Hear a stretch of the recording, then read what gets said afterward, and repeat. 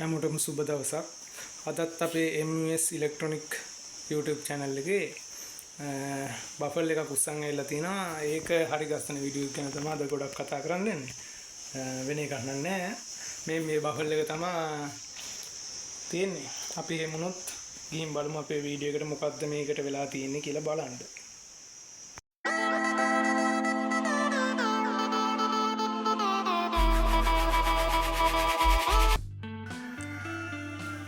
අද ඔයාලට අරන් ඇවිල්ලා තිනවා මේ බෆල් එක.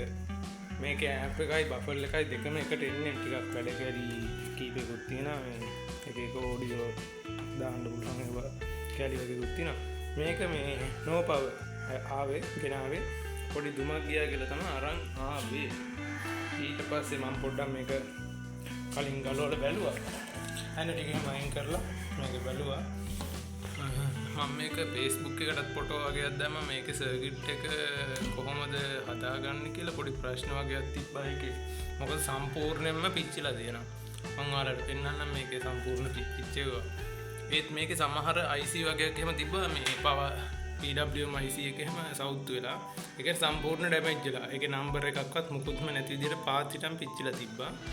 ඉතින් මේකට මේ හොයලා පොඩි විකල්පයක් දැම්මා. ඒත් මේක එච්චරම සාර්ථක නෑ. මොකද වෝල්ටේජ් එක අඩුයි. ඒ වුණාට අපිට පුළුවන් මේක මේ වැඩ කරන්න. සාමාන්‍ය වැඩක් ගන්න පුළුවන්.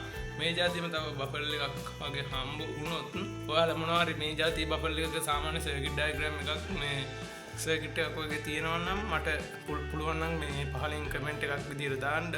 මට එතකොට පහසුවක් නම් මේ බෆල් එක ආයේ නිවැරදිවම හරි ගස්සලා දාන්න. මේකට පොඩි මම විකල්පයක් තමයි දැන්ට දාලා තියෙන්නේ. මම කස්ටමර්ටත් කියලා තියෙන්නේ මේක මෙහෙමයි ප්‍රශ්නේ කියලා. අපි බලමු මේක මම කොහොමද හරි ගස්සලා තියෙන්නේ, කොයි වගේද මේක තිබ්බේ කියලා. මම ඔයාලට මේක කලින් තිබ්බ විදිය ෆොටෝ ටිකකුත් දාන්නම්. මෙතන අපි යංගෝ සම්පූර්ණ ගලවලා ඉවරලා මේකේ බෝඩ් එකක් තියෙනවා. බෝඩ් එකත් අරගෙන මේකේ මොඩල් නම්බර් එකක් තියෙනවා මෙතන. මේ තියෙන මොඩල් නම්බර් එක. මේ මොඩල් නම්බර් එකට අදාළ තමයි තියෙන්නේ. මේක සම්පූර්ණ බෆල් එකේ ඉස්සරහ සයිඩ් එක කොළනන විදිහට තමයි තියෙන්නේ. ඔන්න ඔය වගේ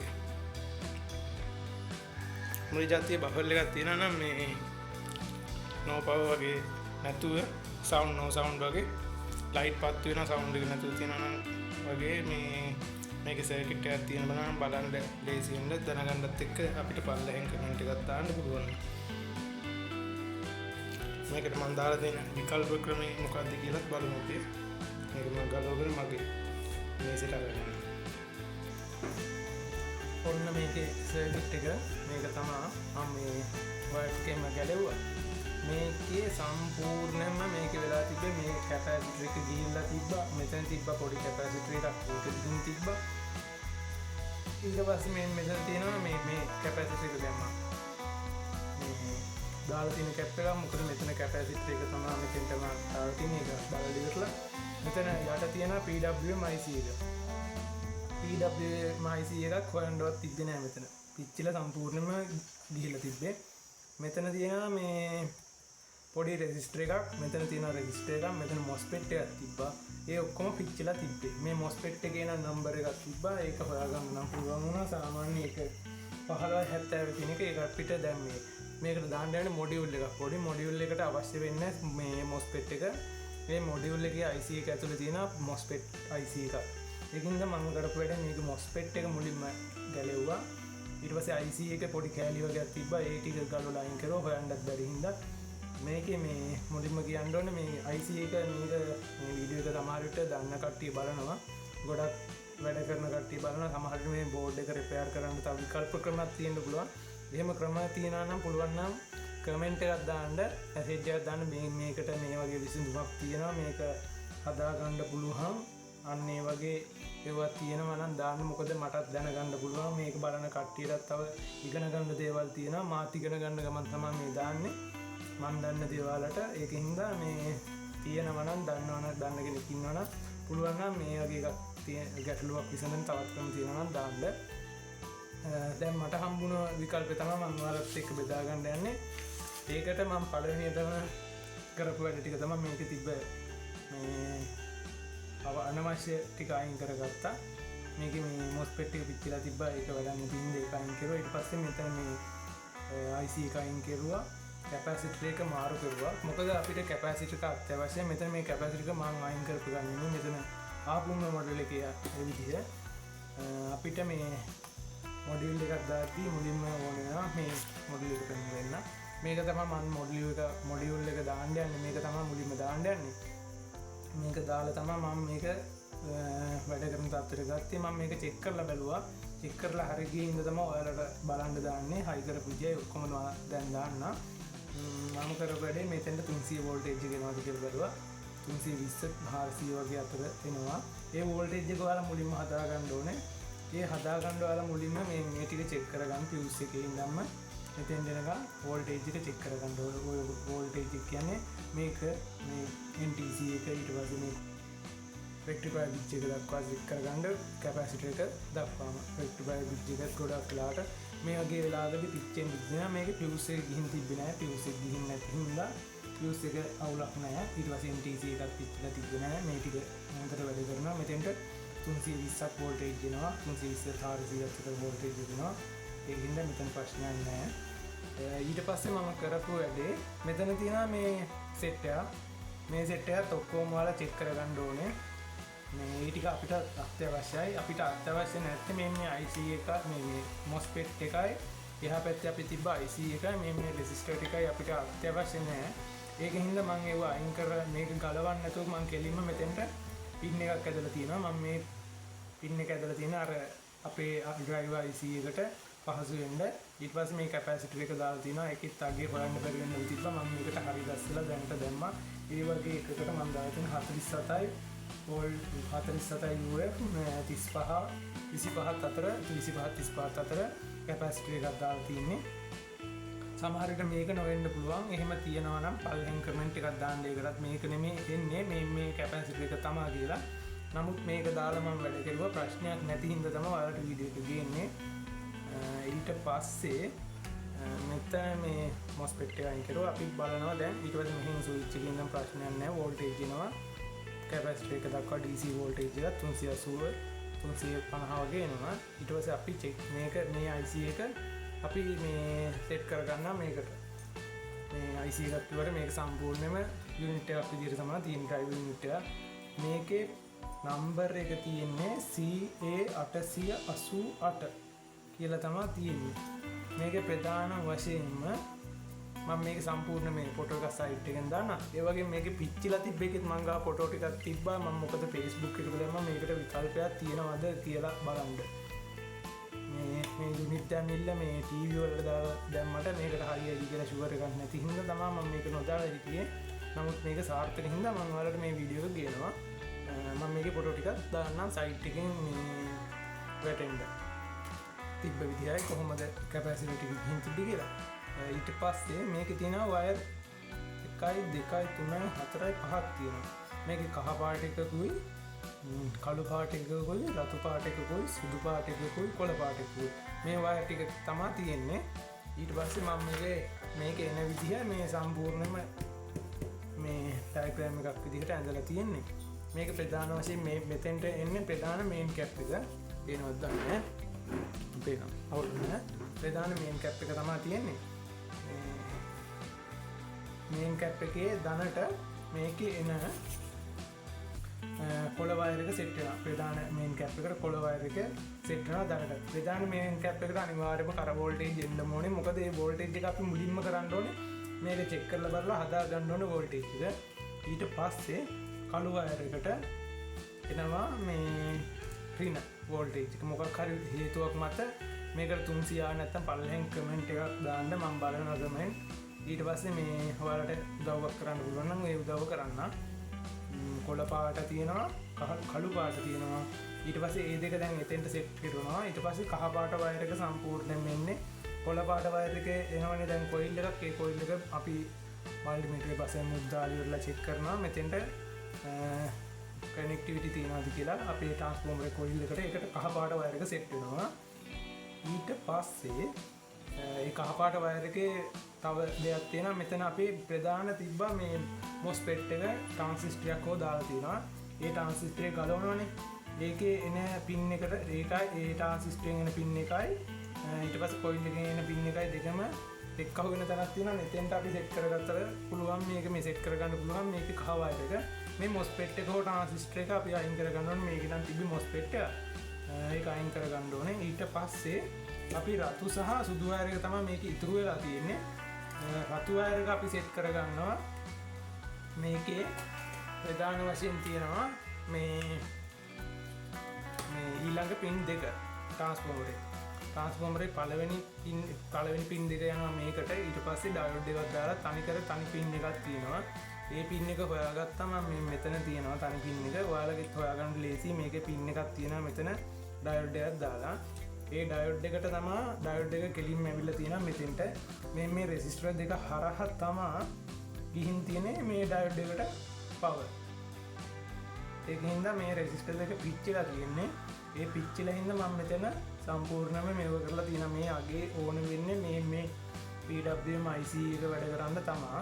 ඒක ඒ වුණාට මේ IC එකට ඒ අගේ බලපෑමක් වෙන්නේ නැති හින්දා තමයි මම මේ ජම්පර් එකක් ඇදලා දාලා තියෙන්නේ. ඊට පස්සේ ඒකේ කැපැසිටර් එකක් තියෙනවා. කැපැසිටර් එක අනිවාර්යෙන්ම ඕන වෙනවා. ඒක හොයලා බලන්න දෙනවා පිච්චිලා තිබ්බොත් මොකක් හරි සර්කිට් එකක. මේක කොමන්ලි මේක දාන්න පුළුවන් මේ සාමාන්‍ය පවර් සර්කිට් වල පවර් පැත්තේ ගැටලුවක් වෙනවා නම් හොයන්න බැරි IC එකක් සම්පූර්ණ පිච්චිලා තිබ්බොත් ඒ වගේ දෙයකට මේක යොදා ගන්න ගොඩක් පුළුවන්.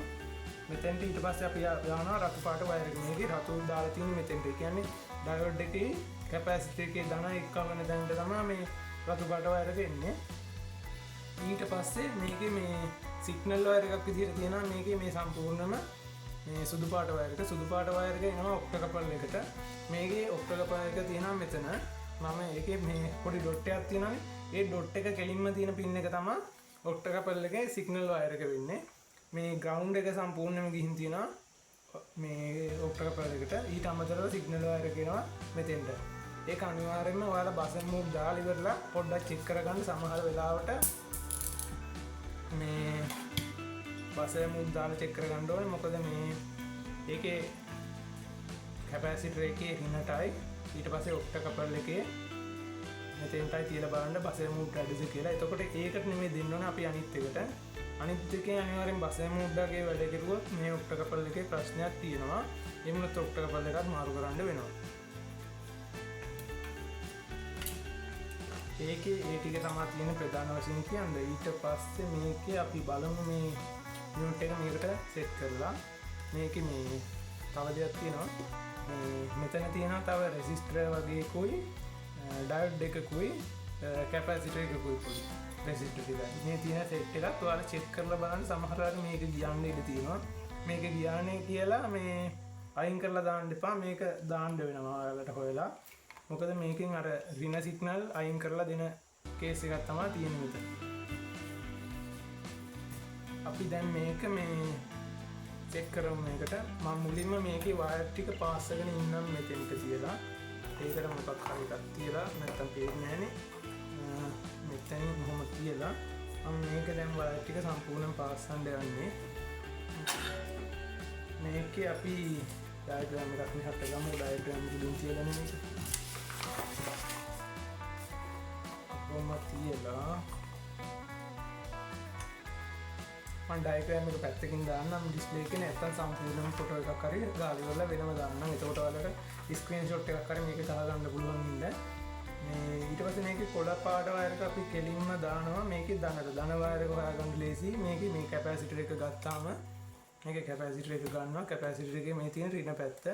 මේ පැත්ත තමයි ධන පැත්ත. ධන පැත්ත කොළ පාට වයර් එක සෙට් කරගන්න ඕනේ. අනිවාර්යෙන් බාහිර වෝල්ටේජ් එක නම් එනවාද කියලා. නැත්තම් මේක වැඩ කරන්නේ නැහැ. ඊට පස්සේ ආයෙ ලේසි ක්‍රමයක් තියෙනවා. මේකේ මේ රෙක්ටිෆයර් ස්විච් එකේ ධන පැත්තට කොහොමද දාන්නේ කියලා. මේක අනිවාර්යෙන් මේ කරන්ට් එක ගහලා දීලා ගන්න එපා. කරන්ට් එක හිටිනවා අනිවාර්යෙන් මේ ටික වැඩ කරනවා නම් වදිනවා අම්බාන්ට. ඊට පස්සේ මේ රින වයර් එකත් කොහොමම පාස් කරනවා. මේකේ කරන්ට් එක ඩිස්කනෙක්ට් කරන්න ඕන නම් අනිවාර්යෙන් බල්බ් එකක් ගන්න. වොට් C බල්බ් එකක්. මේ LED ලයිට් එක නෙමෙයි අර හැලිජන් ලැම්ප් නේද? මේ ලැම්ප් එක අරගෙන මේ හෝල්ඩර් එකකින් තියාගන්න ගොඩක් ඔය රිපෙයාර් වලට අත්‍යවශ්‍යයි. ඊට පස්සේ ඒකට පින් දෙක තිබ්බා ලයිට් එක පත් වෙනවා. ඒතකොට ඩිසේබල් වෙනවා වෝල්ටේජ් එක. මගේ හැලිජන් ලැම්ප් එක වෙන එකකට අරගෙන ගිහින් තියෙනවා. ඒක හින්දා තාම ඔයාලට පෙන්වන්න විදියක් නැහැ. ඊට පස්සේ මේකේ අපි දැන් මේ කොලයක දමට සෙට් කරුවා, කළු එක රිනට සෙට් කරුවා. ඊට පස්සේ අපි කහ එකත් පොඩ්ඩක් මේ පාස්සන්න කලින් චෙක් කරලා බලමු කොතෙන්ද දෙන්නේ කියලා. මොකද බස් මෝඩ් දාලා චෙක් කරනවා කිව්වේ. මේක බස් මෝඩ් එක දැන් මම මල්ටිමීටරේ කියලා තියෙනවා. ඔයාලට සවුන්ඩ් එක නම් ඇහෙනවා ඒක කලින්. දෙන්නන්න තේනවත් දන්නේ. බස් මෝඩ් එකේ සවුන්ඩ් එක ඇහෙන්නේ. මොකද මල්ටිමීටරේ පෙන්නන්නේ මෙතන ඉඳන් දාලා පළවෙනි ටොප් එක තියෙනවා මෙතෙන්ද ඩයර් මෝඩ් හරි කමන්නේ දාලා බලන්න මේ කනෙක්ටිවිටි තියෙනවද කියලා. ඒකයි බලා ගන්නවා. රෙසිස්ටර් හරි කමන්නේ.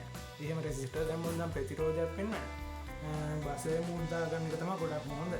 දැන් කොහොමද ඩිජිටල් මල්ටිමීටර් එක ගොඩක් කට්ටිය ගාව තියෙන්නේ. මෙතනින් අපි මෙතෙන්ට දාන එකට තියෙනවා. ඊට පස්සේ වැඩ.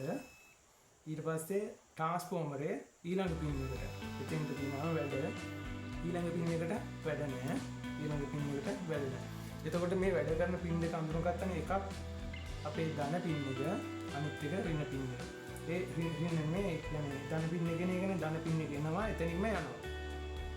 ඒ යන පින් එක හොයා ගන්නවා මෙතෙන්ට. ඒ කියන්නේ ධන පින් එකේ මෙතෙන්ට සෙට් කරුවත් අවුලක් නැහැ. නමුත් මම මෙතන මේ අපේ අර IC එක අයින් කරලා MOSFET එක මෙතන අයින් කරලා තියෙන්නේ.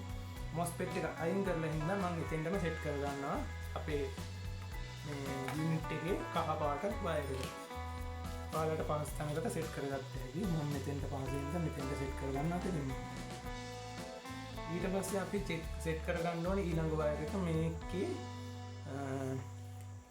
ඩයෝඩ් එකට එන වයර් එක තියෙනවානේ. මේ ඩයෝඩ් එකට එන්නේ මෙතනින්නේ. මෙතනින් මෙතෙන්ට ඩයෝඩ් එකක් දාලා තියෙනවා. මෙතෙන්ට අර එහා පැත්තේ මම කලින් කියනවා වගේ මේ ඩයෝඩ් එකට තමයි ඊළඟ පින් එක ඉන්නේ. අනිත් ඩයෝඩ් එකට නෙමෙයි. අනිත් ඩයෝඩ් එක තියෙන්නේ මේකේ මේ දෙක අතරේ මොනවා හරි වෙන සිග්නල් එකක් આવොත් ආපහු මේකට යවන්න. සිග්නල් නෙමෙයි මේ වෝල්ටේජ් එක.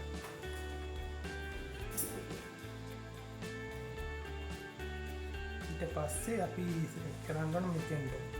ඒ කියන්නේ මේකේ ඩයෝඩ් එකයි කැපැසිටරේ ධනයි එන තැනට. ඒකට එනවා රතු පාට වයර් එක.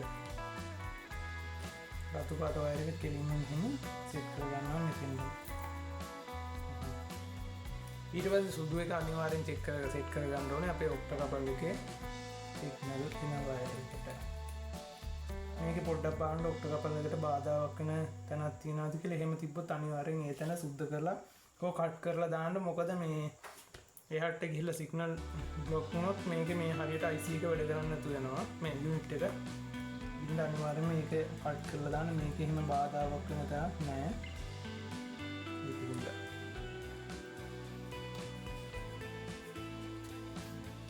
මේක තමයි මේකේ තිබ්බ හීට් සින්ක් එක. මේ අපේ MOSFET එකේ එකේ තිබ්බ එකට මම මේක සෙට් කරගෙන තියෙන්නේ. මොකද මේක රත් වෙනවා ටිකක්. සාමාන්‍ය මට්ටමකට රත් වෙනවා. ඒ රත් වෙන එක වළක්වන්න ඉතින් MOSFET එකක් හටින්දා මේක යොදා ගන්න තින්න මම මේකටම සෙට් කරලා තියෙන්නේ.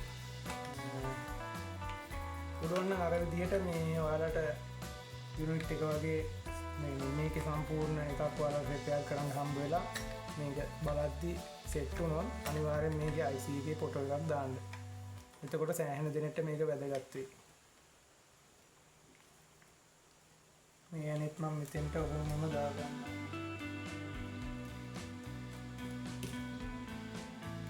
MOSFET එක විතර නෙමෙයි රෙසිස්ටර් ටිකෙත් දාන්න. එහෙම තියෙනවා. වෙන විකල්පයක් තියෙනවා නම් ඒකත් කමෙන්ට් එකක් විදිහට දාන්න. මොකද මේ බලන කට්ටියටත් ඉගෙන ගන්න දෙයක් තියෙනවා. මටත් ඉගෙන ගන්න දෙයක් තියෙනවා. මොකද අපි හැම එකම දන්නේ නැති හින්දා.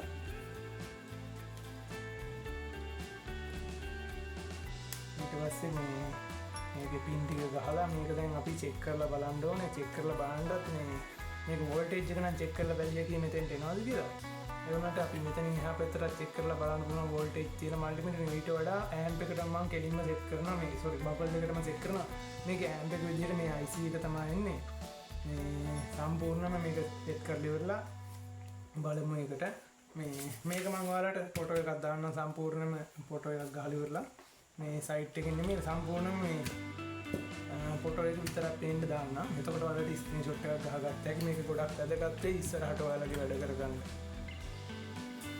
මම එහෙමනම් මේක මේ ඇම්ප් එක සෙට් කරලා ටික ඔක්කොම දාලා ඉවර වෙලා මේකට සෙට් කරුවා. මේක සෙට් කරලා ඉවරලා දැන් පියන වහනවා. පියන වහන එන දාන්න නැහැ තාම. මොකද මේ අපි චෙක් කරලා බලමු මේක කොහොමද කියලා. zoom වෙලාද මන්ද zoom out චෙක් කරලා බලමු. power line එකක් කොහොමද ගහමු. power line එක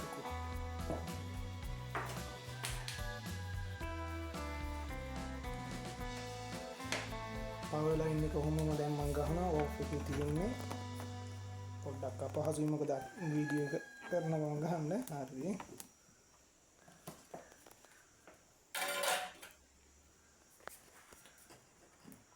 වීඩියෝ එක කරන ගමන් පොඩ්ඩක් අපහසු නම් මේක ගහන්න. මේ power line එක ගහලා තියෙන අපි බලමු on කරලා dim වුණා. හරි වැඩ නම් කරනවා.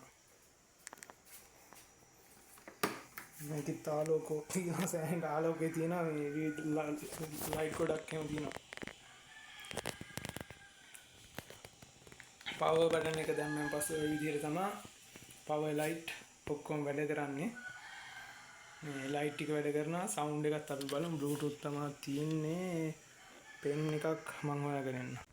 පෙන් එකකුත් හොයාගෙන ආවා. බලමු ගහලා සවුන්ඩ් එක නම් තියෙනවා.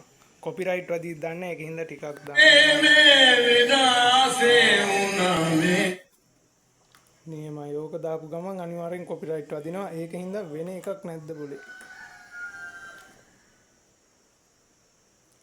මොහොතින් බෙග්ගේ සින්දු වලට ඉතින් ආයේ වදිනවා කොපිරයිට් නැති වෙන්නේ. මේක වැඩි කරන්න බෑ. කොඩම කොපිරයිට්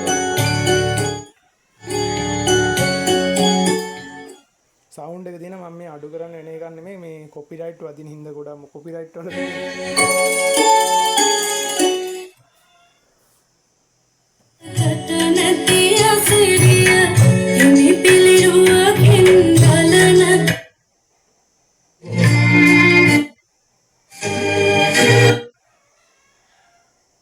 සවුන්ඩ් එක තියෙනවා. අවුලක් නැහැ. ස්ටොප් වුණා.